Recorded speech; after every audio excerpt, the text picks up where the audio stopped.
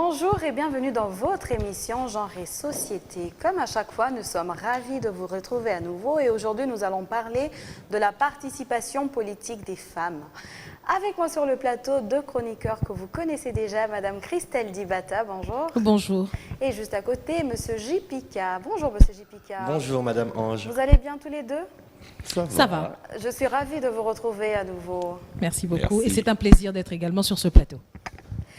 Alors, en 1966, Madame Sophie Madeleine Kanza rentrait dans l'histoire politique de notre pays parce qu'elle a été nommée ministre des Affaires sociales et ça fait d'elle la première femme à occuper une fonction dans le gouvernement congolais. Alors, avec moi sur le plateau, j'ai deux experts qui vont nous accompagner tout au long de l'émission et nous allons débattre de cette question et avoir leur point de vue. Je leur passe la parole pour qu'ils se présentent. Bonjour Madame. Bonjour Ange, merci pour l'invitation. Je réponds au nom de Clotilde Kabemba. Je suis vice-présidente à la Commission nationale des femmes entrepreneurs, CNFE. C'est un département spécialisé de la FEC, Fédération des entreprises du Congo. Et je suis coach en entreprise, voilà. Merci d'avoir accepté notre invitation. Donc Merci. là, vous allez nous parler de la participation politique en tant que vraiment observatrice un peu de la scène politique de notre pays. Merci. Et juste à côté, Monsieur Osiris, qui est historien, à qui je laisse la parole. Merci beaucoup Madame de l'invitation, pour votre invitation.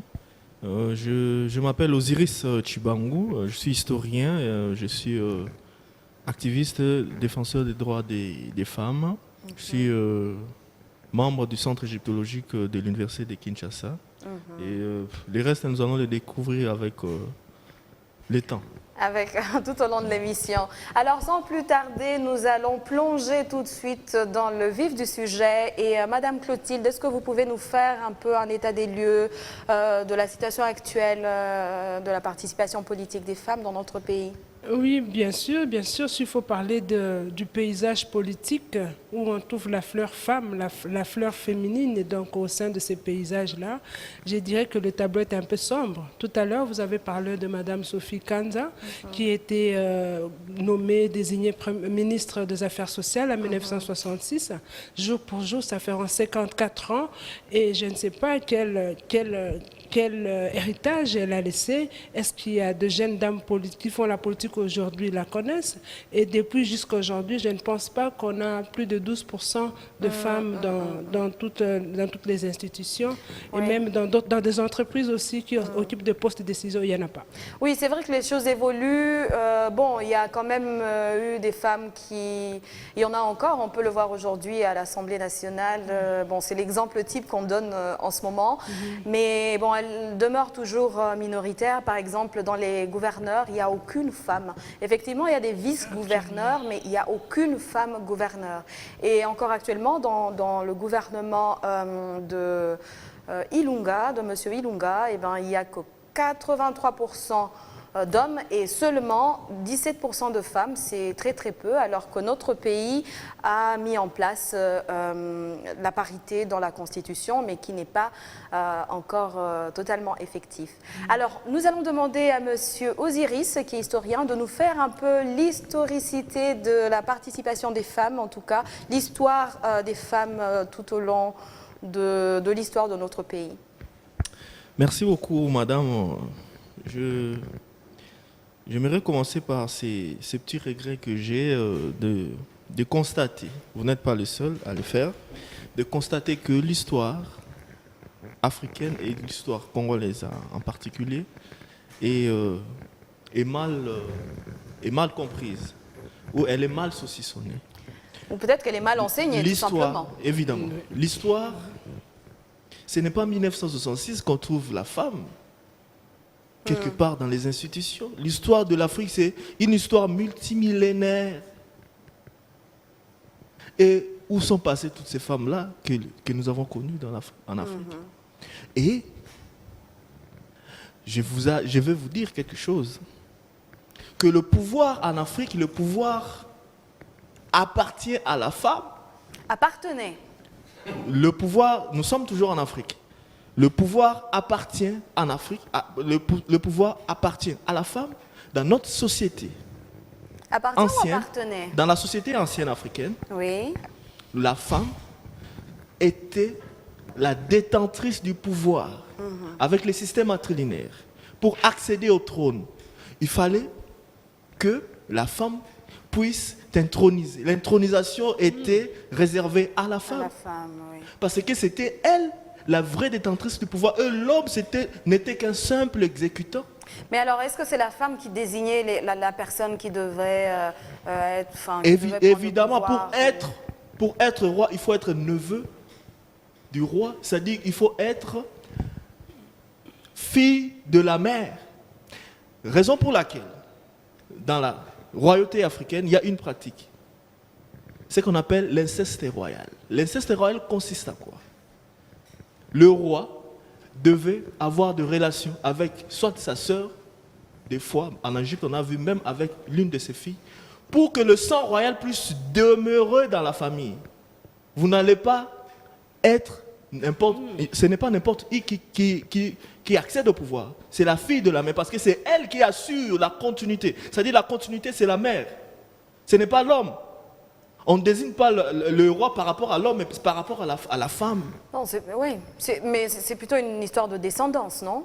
Non. Mais ceci dit, la femme ne prend jamais le pouvoir, quoi qu'il en soit. Quand Non, on voit, peu importe. par exemple, les rois... Non, vous interprétez l'histoire de manière partiale. C'est dangereux. Non, vous savez, je vais vous raconter une histoire. Moi-même, je fais partie d'une lignée, entre guillemets, des chefs coutumiers.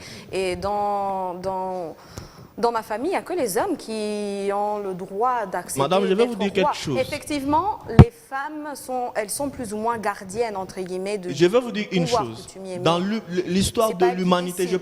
je parle bien de l'histoire de l'humanité. La première femme régnante de toute l'histoire de l'humanité, c'est une Africaine. Elle s'est représentée 3 fois plus noire que vous et moi. Cette reine-mère, cette femme régnante, Anknes Pépi II, ça date de 2700 ans avant Jésus-Christ. Donc aujourd'hui, on peut compter 4700 ans aujourd'hui que notre mère a accédé au trône.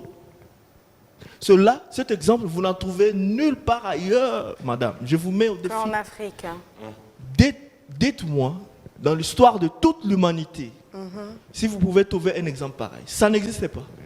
Et nous écoutons Monsieur Jipika. Ouais, et c'est tellement passionnant que je me sens obligé directement de réagir en posant la question, bien sûr, au monsieur. Celle de savoir, bien sûr, si déjà notre première mère, Pepito, parce que la partie de son nom... Pépite 2. Pepito, c'est Anknes qui est un peu difficile à arrêter. Anknes Pépito II, c'était la première femme régnante de l'humanité et elle est d'origine africaine.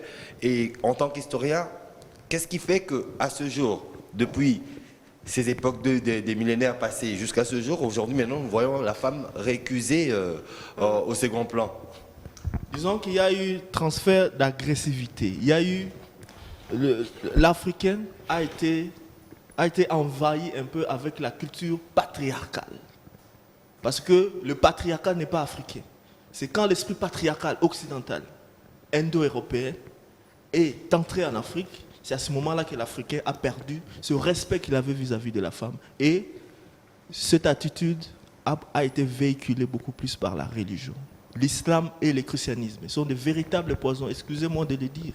Parce que ce sont ces religions qui sont à la base de la régression de la valeur que l'Africain avait pour la femme.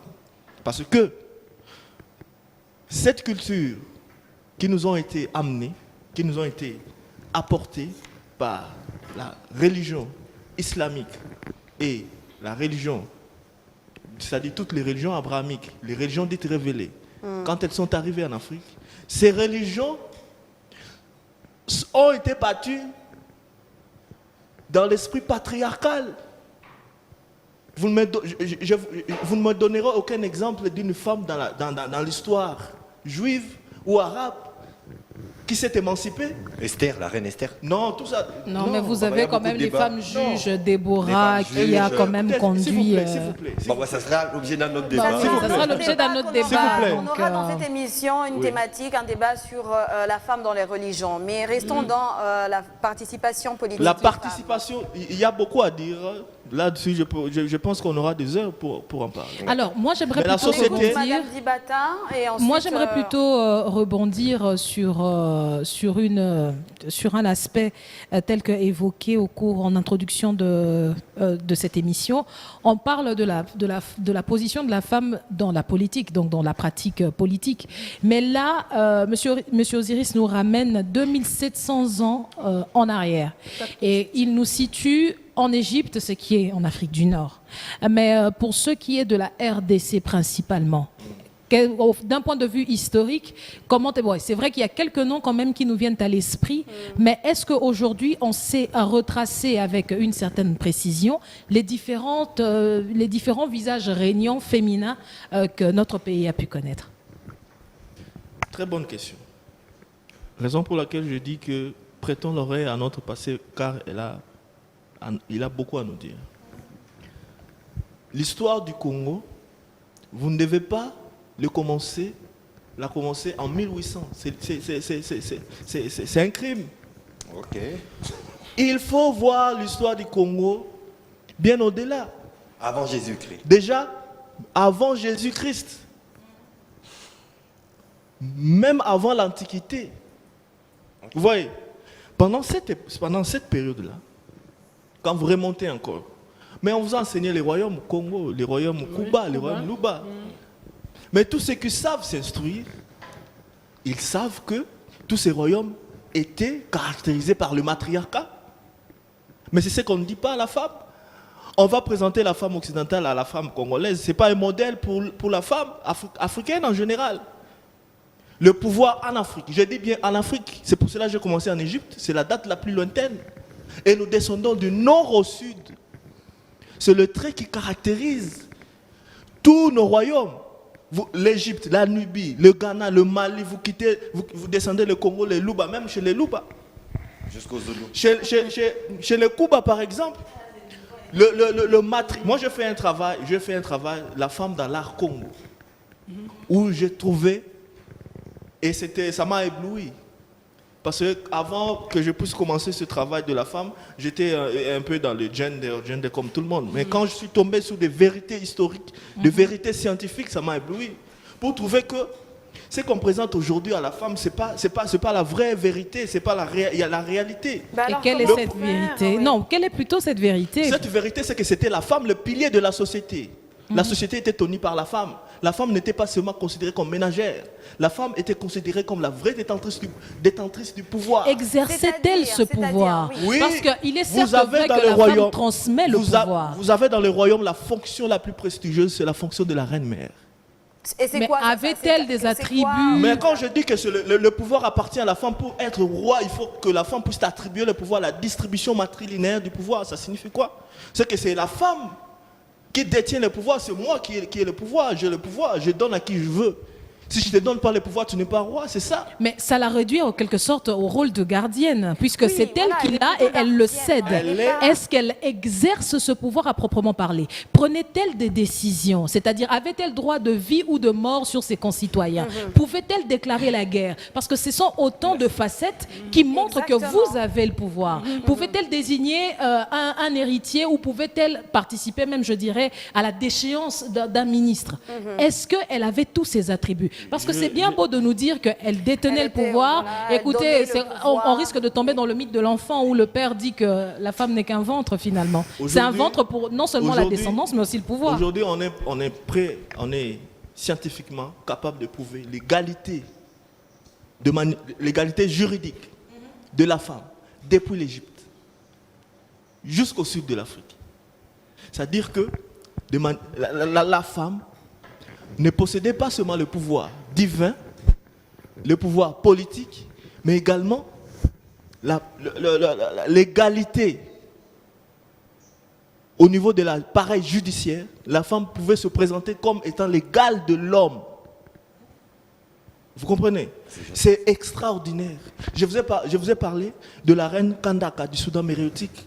Une femme extraordinaire. Allez vérifier à Naga comment l'artiste présente la femme, le bas-relief au temple. Cette femme, elle était guerrière, reine et guerrière. C'est elle qui mit en débâcle l'armée romaine. Imaginez-vous, elle perdit l'œil lors du combat. C'était une femme extraordinaire. Elle a procréé. Et cet exemple-là n'est pas enseigné, c'est ça le problème. Mais alors justement, pourquoi est-ce que dans l'histoire, on les a un peu effacées? On a effacé les femmes dans l'histoire. Quand est-ce qu'on a commencé à les effacer? Non, mais quand j'ai dit qu'il y a eu transfert d'agressivité, quand on a commencé à apprendre à l'homme que c'est toi le chef, que la femme est venue de toi, que c'est à cause d'elle qu'il y a eu malédiction dans l'humanité, c'est à ce moment-là qu'il y a eu cette perte de considération de l'homme vis-à-vis de la femme. Mais alors, une question, Monsieur Osiris. Si la femme était détentrice du pouvoir, qui est venu enseigner à l'homme que c'était lui le c'est ce que j'ai dit, la question qui m'a été posée. Le chef, quoi, alors qu'à la base, c'était la femme qui contrôlait tout. Oui. C'est ce que j'ai répondu. Je l'ai dit qu'il y a eu transfert d'agressivité, il y a eu influence extérieure des sociétés patriarcales qui ont visité l'Afrique, qui ont envahi l'Afrique. Et c'est cette influence-là qui nous a fait perdre cette considération que nous avions vis-à-vis de la femme. Donc on peut dire et que la c'est un peu religion, laisser-faire, la religion est un véritable poison sur ce point-là. Je ne suis pas contre la religion. La religion est une affaire personnelle. Moi, je ne suis pas là pour parler de la véracité d'une religion ou d'une autre. Moi, si je suis en train de relever les éléments matériels qui nous empêchent, nous, aujourd'hui, qui sommes activistes du droit de la femme, qui luttons pour la restauration. Je parle bien de la restauration, je ne parle pas de l'émancipation. Oui, il faut pas je parle de la restauration. C'est rétrograde pour C'est la restauration de la dignité de la femme. Cette restauration, pour l'atteindre, nous avons une véritable barrière. Parmi les 3 barrières que j'ai précisées, j'ai cité la famille, l'école et la religion. Mais aussi longtemps que la scène du jardin d'Éden restera le modèle de la femme africaine, ne vous attendez pas à d'autres choses, ma chère. Madame Clotilde, vous en dites quoi, vous? Mais par rapport à tout ça, je suis émue par la révélation que M. Osiris est en train de nous faire, là, de nous donner. Merci beaucoup. Et je suis vraiment impatiente de lire le livre. Dès que vous l'aurez fini, il faudra il est déjà fini, donc on peut l'avoir quelque part, on l'achète où? L'éditeur m'a promis qu'il devait... les informations. Oui. Voilà. Mais moi, je crois par rapport à ce qui nous concerne aujourd'hui, par rapport à cette émission, on discute, on est en train d'échanger par rapport à la participation politique de la femme. C'est vrai, pour en savoir plus, pour en donner des stratégies, pour que nous puissions améliorer la participation politique de la femme, nous devons d'abord regarder, revoir notre histoire, c'est ce qu'il est en train de nous donner. Il est question maintenant d'armer les jeunes femmes par rapport à ce qu'elles représentent. Parce que la plupart de femmes se méconnaissent, la plupart de femmes ne savent pas ce qu'ils valent. La plupart de femmes ne sont pas encouragées. Pourquoi? Parce qu'il y a cet environnement-là qui constitue même de force de pesanteur pour tirer ces femmes-là vers le bas. Je suis d'accord avec lui quand il dit que la famille, l'école constituent de barrières à la participation politique de la femme. Je suis d'accord avec ça parce que s'il y a quand même des exceptions de quelques familles où on inculque le leadership politique, quel que soit le leadership politique, entrepreneurial, il y a quand même des familles où on inculque ça dès les bas âges. Oui. J'ai suivi dernièrement sur Africa 24 un monsieur avec ses enfants et il a envoyé ses enfants à l'école par rapport à la vision entrepreneuriale que lui avait. Et chaque samedi, il se retrouve avec ses enfants, qui est directeur technique, qui est directeur de marketing, et ils évoluent comme ça dans leur entreprise. Déjà, au niveau de la famille, il y avait déjà une mauvaise éducation par rapport à ce que la femme devait faire. Et on dit que la femme doit faire la vaisselle, la femme doit cuisiner, la femme doit faire le foufou et tout ça, mais les jeunes hommes, les garçons doivent jouer au foot, les garçons doivent aller se promener, ils peuvent rentrer un peu plus tard. On retombe un peu dans cette histoire de sexisme quelque part. Voilà. Maintenant, par rapport à la participation politique, comme j'ai dit au début de cette émission, c'est moins de 12% de femmes, pas seulement en politique, même dans les entreprises. Je prendrai l'exemple de la vice-présidente de la CNFE qui était invitée, de la FEC, Madame Médiane. Nous l'aurons prochainement. Oui, Madame Médiane. Il y a le président, la FEC a un président avec 7 administrateurs. Et avec 7 vice-présidents. Et de ces 7 vice-présidents, elle est la seule femme. Donc Et il faut rappeler que ça va faire 15 ans que la FEC a un homme à la tête, et que jusque-là, il n'y a jamais eu de femmes patron des patrons. C'est une situation qui présente un peu des barrières à la participation politique des femmes, donc l'éducation, comme M. Ziris le disait. Tout à fait, mais pour le cas de la famille. RDC, nous sommes un grand pays, il y a beaucoup de femmes intellectuelles, se pose un problème d'héritage politique. Il n'y a pas de modèle politique féminin. Il y a des modèles politiques qui étaient là à un moment et puis après ils ont disparu. Vous avez parlé de Sophie Kanza. Moi, je me rappelle, il y avait Mayu Makala à l'époque. Moi, j'ai beaucoup admiré Ekila Lionda, un peu Nduzu Ambombo aussi. Mais qu'est-ce qu'elles nous ont laissé, qu'est-ce qu'elles ont laissé comme héritage, comme Mme Christelle le disait tout à l'heure? Il n'y a pas. Et pour les cas d'espèce, il y a des nouvelles figures maintenant qui sont au gouvernement, qui sont à la Chambre basse, même à la Chambre haute du Parlement. Est-ce que ces dames collaborent avec celles qui ont quitté les mandats passés? Je ne pense pas. Il y a un sérieux problème. Moi, je crois que pour élever cette question, nous devons mettre en place des académies de la politique. Académie pour la politique féminine. Qu'est-ce que vous entendez par là? Académie, c'est une institution qui n'est pas très rigoureuse comme l'université où il faut faire 5 ans. Oui, parce qu'il y a des filières Sciences Po, par exemple. Des filières, il faut faire 5 ans, il faut faire 4 ans. C'est une organisation où les femmes peuvent s'inscrire, ils peuvent aller là-bas pendant une semaine, ils échangent par rapport aux réalités. Parce que, comme il venait de le dire, bon, moi, je suis moderne, mais un peu traditionnelle aussi. Merci. Oui, je suis moderne, un peu traditionnelle aussi. Parce que moi, je dis, c'est la femme, c'est la maman qui prépare la casserole, qui prépare la marmite et donne aux autres. Alors, quand on dit que la femme est détentrice du pouvoir, ça, je suis d'accord, nous détenons le pouvoir. C'est nous qui préparons et donnons aux autres. Et on s'est dit, on a donné 10 à l'autre, 20, on a donné à l'autre, mais l'autre ne saura pas que l'autre ait 10, l'autre ait 20. Ça, les femmes, nous sommes fortes en ça. C'est déjà de la politique.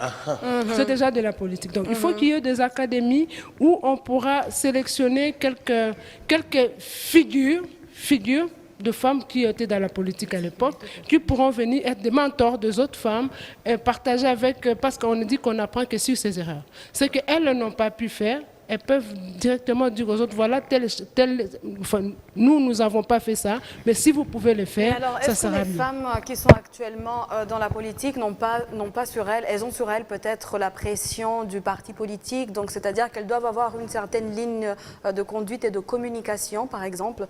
Donc, est-ce que ça ne pourrait pas devenir complètement contre-productif, c'est-à-dire quand ces femmes-là peuvent aller dans l'académie pour enseigner, entre guillemets, ou donner de leur expérience, que ça devienne complètement partisan. Je vais vous dire, madame, vous serez peut-être étonnée, idéologique. ces dames-là ont besoin de celles qui ne sont pas dans le poste, qui n'occupent pas de poste maintenant.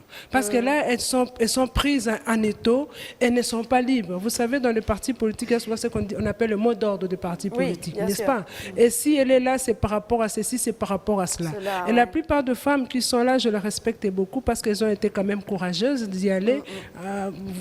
Enfin, s'il faut considérer ce qui se passe en politique chez nous, elles sont courageuses, je les félicite, mais il y a question aussi, elles doivent aussi développer certaines aptitudes pour que, au cours de réunions, de prises de position, de prises de décision, qu'elles puissent avoir des argumentaires solides qui peuvent même ramener leur idée à réfléchir 2 fois par rapport à telle ou telle autre option. Ça pose la question de la compétence, peut-être.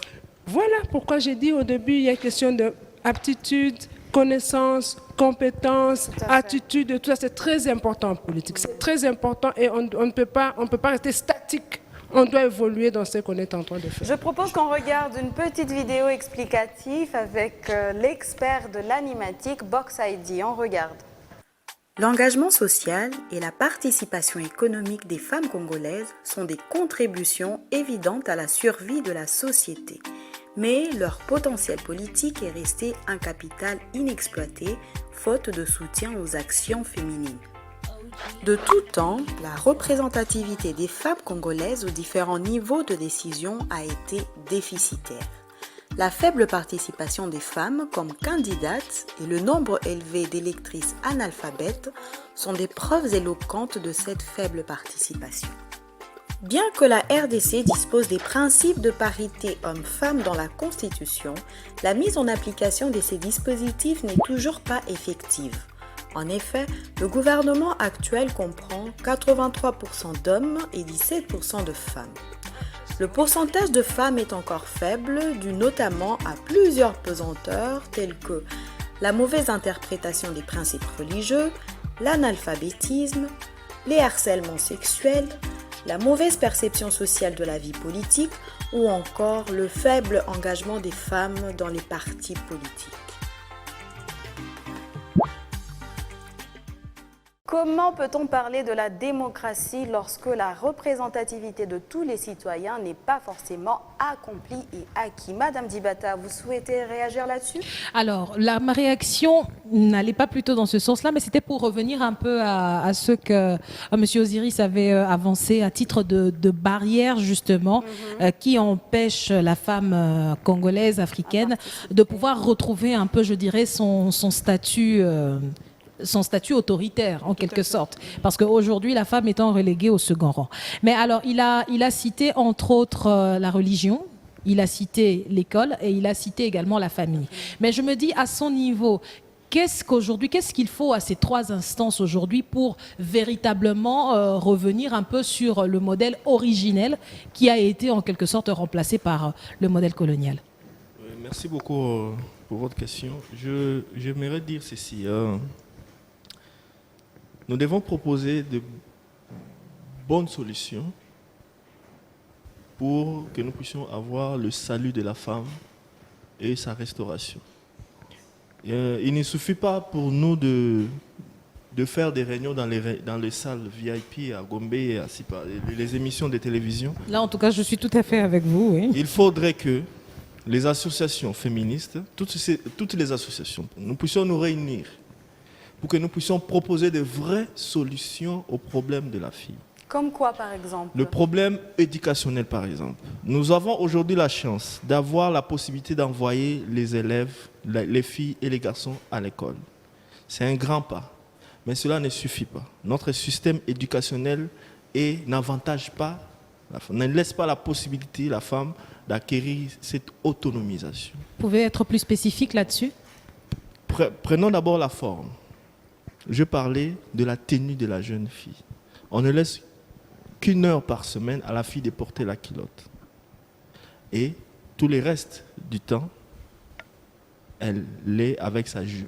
Sa jupe ne lui permet pas de développer ses aptitudes physiques. La fille ne saura pas monter sur l'arbre, par exemple, ne saura pas escalader le mur. Pourquoi? Parce qu'elle a des freins. Là, ce sont les jupes droites. Non, mais La jupe ne permet pas à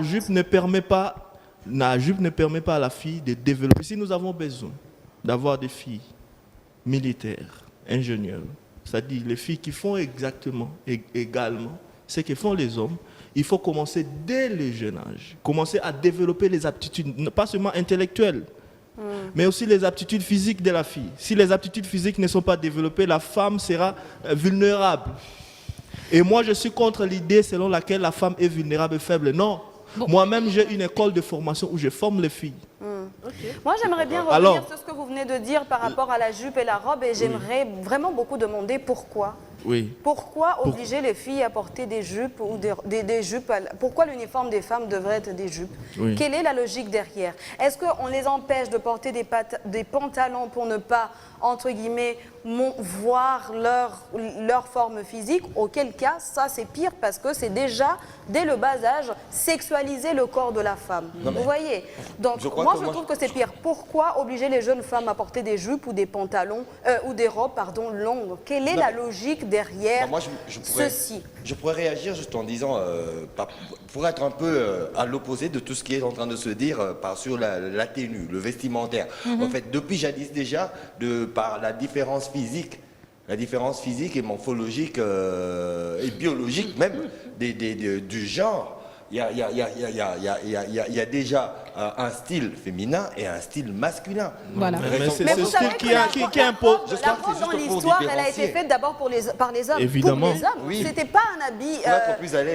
C'était pas un habit féminin. Et moi, je veux vous dire une chose. Vous savez pourquoi est-ce qu'on portait une jupe ou une robe pour une femme et comment dire, est préconisé entre guillemets, parce que la jupe et la robe met tout de suite le corps de la femme en accessibilité, notamment son sexe. Il y a l'ouverture. Quand bien C'est même. ça la logique derrière. C'est-à-dire que la robe, tout de suite, vous êtes accessible et c'est ça qui plaît à la société, notamment à la société patriarcale et aux machos. Évidemment. Bon, Je n'ai jamais eu cette explication des faits. C'est ça. Quand Et on fait cette des tenue, recherches cette tenue sociologiques sur le genre, c'est cela. empêche la fille à développer ses aptitudes physiques. Exactement. Et je vais parler aussi de la coiffure. Pour parler, nous sommes encore sur le plan de la forme. Je n'ai pas encore intégré le plan du fond.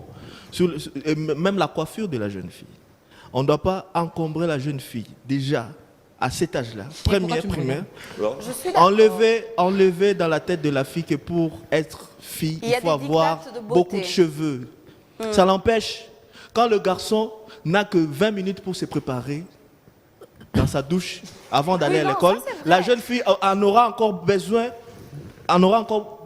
aura besoin de beaucoup de temps que le garçon. Alors, j'ai Parce l'impression qu'avec que vous ne le connaissez cheveu- pas l'éducation Non, alors, catholique. on va Hein. revenir sur le débat sur Oui. la participation politique. Oui, ce sont des des femmes. propositions, C'est vrai que ce sont des branches de tous. Et tout Écoutez, est. moi j'aimerais, imbriqué. avant de passer à autre chose, j'aimerais Oui, juste Madame Dibata. réagir. Oui, allez-y. Parce que je suis le fruit d'une éducation catholique, 100% catholique. Ok. Et cela ne m'a en rien empêché... 2 centimètres, hein, Ouais, non. de cheveux. Voilà. Ok. Donc, j'ai d'abord été dans la première école où on me coupait les filles et les garçons avaient les cheveux coupés.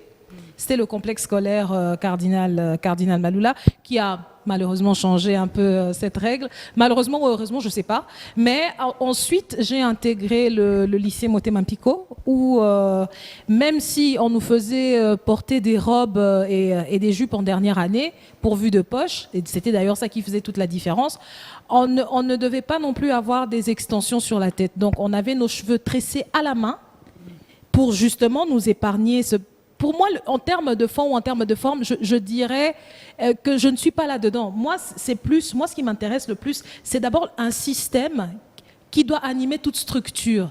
Oui. Si le système qui doit animer C'est là où nous allons... Voilà. Je vais arriver.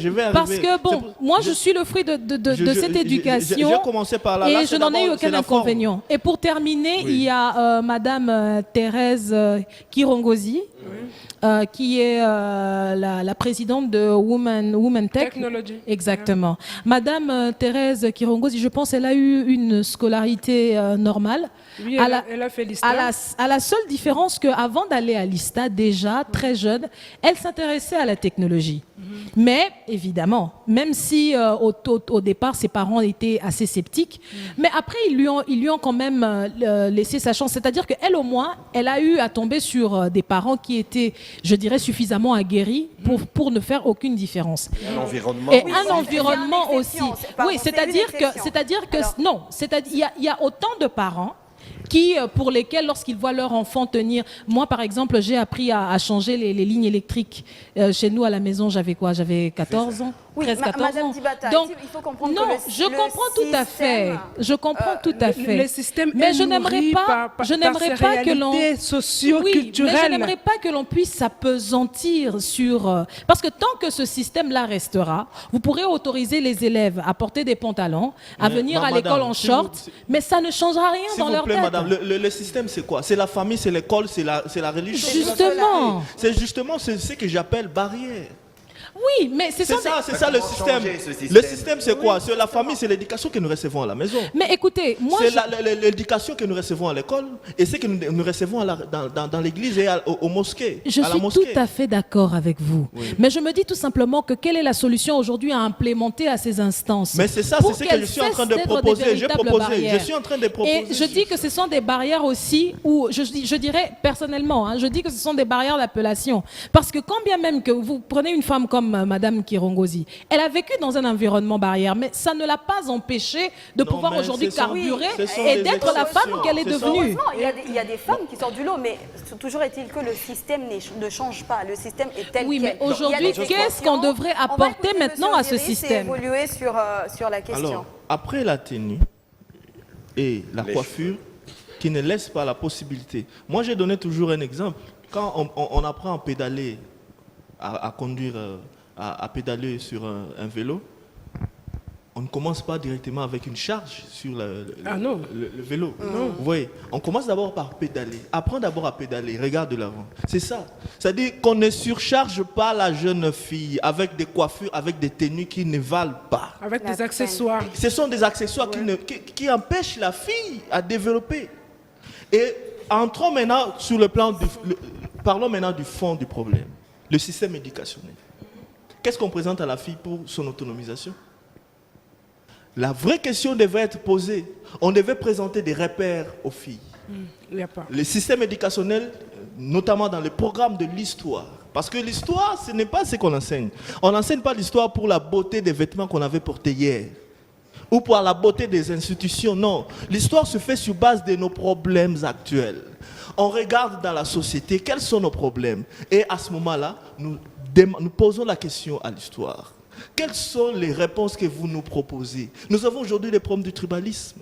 Nous avons le problème aujourd'hui du manque de patriotisme. Ce n'est qu'en interrogeant l'histoire que nous allons découvrir que les Congolais aujourd'hui, nous avons tous un ancêtre commun, que nous avons tous une même origine, que nous avons traversé tous le même problème, les mêmes difficultés et les mêmes moments de gloire pour être ce que nous sommes aujourd'hui. Ça ne sert à rien de nous présenter la beauté du royaume Congo et les Luba. Non, il faut montrer aux jeunes Congolais quel est le lien qui nous unit en tant que Congo, en tant que Luba, en tant que Kuba. Nous montrer que nous avons une origine commune par la linguistique historique, science inaugurée par notre maître Cheikh Anta Diop. Nous avons aujourd'hui la possibilité de dire que celui qui parle le Kikongo, celui qui parle le Kiyare et celui qui parle le Chiluba, ils parlent la même langue. Revenons du coup Et sur sur le côté de l'émancipation de la femme. Moi, je ne parle pas de l'émancipation, de la restauration. Il faut montrer à la jeune fille les repères dans son histoire. Il faut montrer aux jeunes filles Kimpavita, il faut montrer à Tchepsout, il faut montrer à Anknes Pepi II, il faut montrer la reine Kandaka, il faut montrer la reine Amani Chareto. Ce sont les repères qui vont justement aider la fille à développer, à réveiller le bâtisseur qui sommeille dans chaque femme. Parce que dans chaque femme sommeille un géant. Et c'est ce géant-là qui doit être réveillé. Si on fait le système éducationnel à la manière dont on le fait aujourd'hui, on n'atteindra pas notre objectif. C'est pour cela que je propose que nous puissions quitter les débats des caméras, les débats des grandes salles en ville, dans la Gombe. Allons, rassemblons-nous. Nous avons des idées pour proposer que les femmes puissent descendre pour demander qu'on puisse réformer le système éducationnel qui n'avance pas la fille, d'abord par la tenue et par le fond du problème, le système éducationnel dans son ensemble. De revoir l'histoire et d'intégrer davantage des femmes dans l'histoire. Évidemment, c'est quand la fille comprendra que je ne suis pas inférieur à l'homme et que j'ai la même potentialité par rapport à l'homme. C'est à ce moment-là qu'elle va se dire, alors, non, bien sûr que... Si on prend prenons le cas actuellement, les problèmes que nous avons actuellement, parce que là, vous nous dites qu'il serait bien de revenir dans l'histoire et d'essayer de corriger tout ça. Maintenant, est-ce qu'il n'y a pas moyen de faire avec ce qu'on a maintenant? On sait qu'on est dans un système patriarcal, on a autant de difficultés, il y a autant de femmes qui ne participent pas. Que faire avec la situation qu'on a maintenant sans forcément revenir dans l'histoire et restaurer ce qui est dans l'histoire? Parce qu'à mon sens, c'est presque impossible. Quasiment. Non, mais madame, vous me demandez de mettre de côté l'histoire, c'est impossible. Non.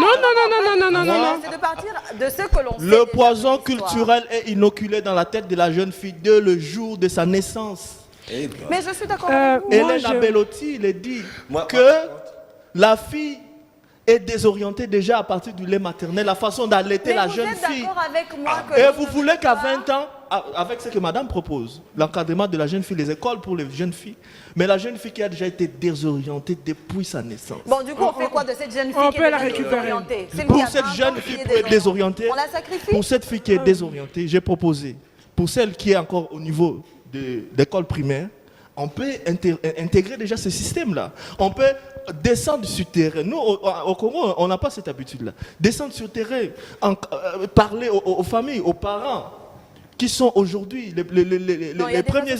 Oui, c'est-à-dire que dire aux parents comment ils doivent éduquer. Moi j'ai donné l'exemple du jeune garçon, les deux jumeaux que j'avais, ils ont tous 4 ans. Ils sont filles et garçons. Je demande à la jeune fille, j'étais en train de jouer avec les garçons au football, je lui demande, mais pourquoi tu ne viens pas jouer? Non, tonton, c'est le jeu des hommes. Sa tante amène un lot de jouets. Vous savez la réaction, moi j'étais en train d'observer. la jeune fille va ramasser les casseroles. Bah, elle reproduit ce qu'elle voit. Dans Mais la non, mais c'est société, ce qu'on a malheureusement. inculqué, c'est pour cela que je dis, imaginez-vous que la fille n'a que 4 ans. Il faudrait Mais que les maintenant, filles qu'est-ce que l'on voient fait? leur maman aussi jouer au football pour se dire que non, c'est pas ça. Non, On mais- leur donne la chance. Non, on mais leur donne la on doit possibilité. éviter d'éduquer les jeunes garçons comme des petits rois. Et Exactement. éviter d'éduquer aussi. Et les parents ne font pas... Moi, j'ai donné un autre exemple. Le papa qui a administré les médicaments à 2 enfants, il y avait le jeune garçon et la jeune fille. Et les deux se sont mis à pleurer parce que c'était amer. Le père prend la jeune fille, la pose sur le genou et il commence à caresser sa fille pour dire papa est là, ne pleure pas. Mais au jeune garçon, vous savez ce qu'il dit? Tu es un jeune garçon, ne pleure pas. Le jeune garçon ne pleure pas. Et la jeune fille se contente de ça. Et c'est comme ça qu'elle va s'habituer à attendre la protection de son père, de son frère et de son mari.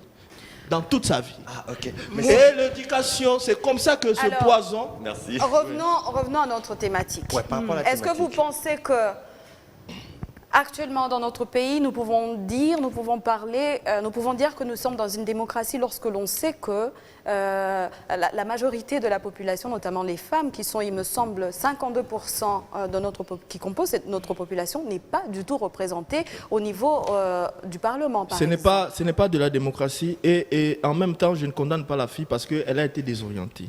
D'abord, la démocratie, le modèle, Oui, c'est la aussi notre, démocratie, ce système doit être réformé. D'abord, quel est l'exemple que nous avons de la démocratie? Quand on parle de la démocratie, on dit Pas que c'est... l'exemple, la réussite du modèle de démocratie. Quand on dit que... oui, c'est une influence. C'est de Quand on dit que la l'influence extérieure démocratie que est d'origine grecque, c'est pour Grec, cela, ouais. c'est pour cela que vous avez ces désordres.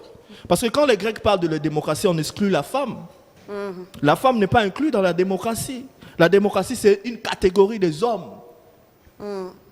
Et que voudriez-vous que ceux qui prétendent copier la Grèce? Parce que cette démocratie que vous louez aujourd'hui, c'est calqué sur le modèle gréco-latin. Bon, alors, Il faudrait qu'on réagisse. Oui, allez-y, Ce monsieur. qui est Sans vrai, blague, ouais. ce qui est vrai, c'est que le fait d'avoir un historien et qui se base sur des faits historiques et sur tout ce qui a trait à l'avenir, parce que nous devons nous baser sur l'histoire pour essayer de mieux avancer, corriger de nos erreurs, c'est tout à fait normal que nous ayons ce genre de réaction par rapport à notre débat. Mais personnellement, après avoir percé le truc, je crois que nous sommes à 2, vous êtes à 2, nos invités, qu'est-ce qui empêche actuellement la femme congolaise à pouvoir venir à ces institutions? Pourquoi? Parce qu'elle est éduquée. Et On va depuis essayer 66, d'aller rapidement parce que Ouais. malheureusement... C'est pourquoi je nous vous tendons ai vers dit la fin tout de au début, l'émission. là, j'étais en train de trouver les mots. Je crois qu'il faut qu'on mette en place des académies de leadership politique féminin. C'est la meilleure façon de récupérer les dames. Parce qu'il ne faudra pas dire que ceux qui ont déjà dépassé l'âge de 20 ans ne font plus faire la course. Non, moi je ne pense Ben pas. non. Peut-être quelque part, ils avaient ce rêve-là de conduire la cité un jour, mais ils n'ont pas su comment, ils n'ont pas été orientés. Voilà, ils ont fait ce qu'ils sont en train de faire aujourd'hui. Je me rappelle à l'université, quand j'ai commencé non, c'est en 3e graduat, pardon, j'avais un prof, Kabeachi Koukou, je ne sais pas s'il est encore en vie, qui nous avait donné des cours de l'histoire économique. Moi, je pensais qu'il allait nous donner un cours par rapport à l'histoire économique occidentale et tout ça. Mais il a dit non, il ne peut pas nous donner les cours de l'histoire économique de l'Europe, de l'Asie ou moi encore de l'Amérique parce que nous sommes Congolais. Et il nous a donné l'histoire économique de notre pays. Vous serez surpris, il a dit que l'histoire économique de notre pays, c'est basé sur trois économies. Nous avons l'économie de la savane, l'économie de la forêt et l'économie de la montagne. L'économie de la savane, c'est l'économie qui prend le Congo central, qui prend un peu Kinshasa ici, là où les gens vivent de la brousse, ils vont juste prendre quelque chose, ils mangent un peu de viande parce qu'ils savent pas si encore demain ils vont avoir ça. L'économie de la forêt, c'est l'Équateur, la province orientale, là où il y a beaucoup à manger. L'économie des montagnes, c'est là où le Kivu, où la terre est très... la terre, on se bat pour avoir des terres parce qu'on a des troupeaux et tout ça. Donc, nous devons voir autour de nous, comme j'avais dit, il y a beaucoup de femmes, des jeunes dames qui écrivent pour avoir de l'emploi. On peut aussi trouver de l'emploi dans la politique. Dans la politique. Et nous pourrons les récupérer dans l'académie. Et alors, voilà. pour finir sur une dernière question, il y a un autre fait qu'on peut observer, c'est que même les femmes qui sont dans la politique, souvent, elles sont toujours sur les mêmes postes, les postes de service, c'est-à-dire aux affaires sociales, au genre, à l'emploi, à prévoyance sociale, et pas une en économie, mais forcément... non. Oui, Il y a une en actuellement, économie on a et aux en affaires économie, étrangères. Mais on n'en a pas. Oui, Ainsi que c'est fonction vraiment une publique. exception. Mais souvent, elles sont toujours sur les postes sur lesquels on les attend, en fait. Tout justement Donc, parce que on n'a ces pas femmes, forcément une- on tout n'a pas justement une parce femme que à la ces femmes défense, évoluent dans des groupes qu'on appelle de partis politiques ABCD, des partis politiques différents. Et nous demandons à ces femmes qui sont déjà là, n'est-ce pas, de pouvoir porter leur voix haut, n'est-ce pas, leur voix haut, et aussi de donner des propositions par rapport aux problèmes clés du pays, parce que dans chaque parti politique, quand il y a un problème qui se passe, chaque leader de parti politique convoque les membres, je ne sais pas, les bureaux, comment on appelle ça, le bureau politique, n'est-ce pas? Il y a des femmes qui sont membres de bureaux politiques des partis politiques, qui doivent avoir des arguments, qui doivent connaître ce que la vision de ces partis politiques par rapport aux besoins que nous avons dans notre pays. Mais pourquoi est-ce qu'on les retrouve toujours sur des postes de service, en gros? Mais tout justement parce que la plupart des femmes ne développent pas des aptitudes leur permettant de convaincre les autres, n'est-ce pas, de convaincre leurs collègues hommes masculins qui sont déjà dans la politique. Oui. Voilà. Et puis, est-ce qu'elles ont un véritable poids? Est-ce que ces femmes aussi ont un véritable poids pour essayer de faire pencher la balance en leur faveur? Parce que même quand vous allez dans les partis politiques, combien de femmes adhèrent à des partis politiques?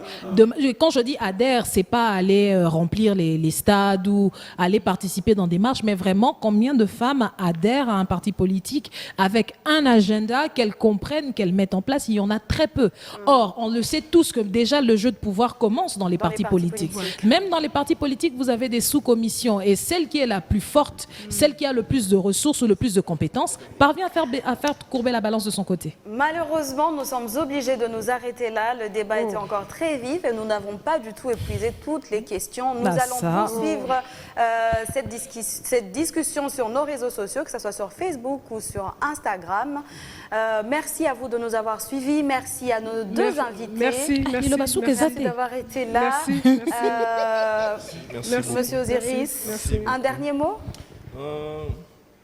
Moi, ce que je voudrais seulement demander, c'est que nous puissions changer la façon d'aborder la question de la restauration de la femme. Si nous l'abordons de manière un peu erronée, et ça sera inefficace et on n'aura pas de résultats, de bons résultats. Alors, abordons-la de la meilleure façon pour que nous puissions avoir de bons résultats pour la restauration de la dignité de la femme. C'est ce que j'ai dit. J'invite toutes les femmes, tous les mouvements féministes qui ont envie que la femme puisse récupérer sa position. Nous sommes à l'université de Kinshasa, au centre égyptologique. C'est là où nous réfléchissons sur ces questions de l'Afrique, de l'histoire africaine et du genre, pour que nous puissions aider la femme à évoluer. Merci à vous. Et pour vous, Madame Clotilde, pour moi, je ne parlais pas politique sans parler entrepreneuriat. Donc, pour moi, pour que les femmes soient fortes dans ces pays, nous devons développer le leadership politique et le leadership entrepreneurial. C'est très important. Parce qu'avec l'entrepreneuriat, la femme peut avoir son autonomie économique et ça va lui permettre de peser dans son parti politique et de parler pour être écoutée et non de parler pour faire la messe. Voilà. Merci à vous. Bon, moi, je dirais juste merci déjà. C'était un débat très palpitant et très enrichissant. Bon, là, j'interviens en tant que woman pour demander à toutes les femmes qui me suivent en ce moment. Il n'est pas encore trop tard. Vous avez eu le temps de pouvoir étudier, d'apprendre. Vous instruisez. Alors, prenez votre place. Prenez votre place. Personne ne viendra vous la donner. Arrachez-la et prenez-la. Voilà. Voilà, merci encore pour cette énième participation à cette magnifique émission qui traite, et pas la dernière, qui traite justement des problèmes de fond.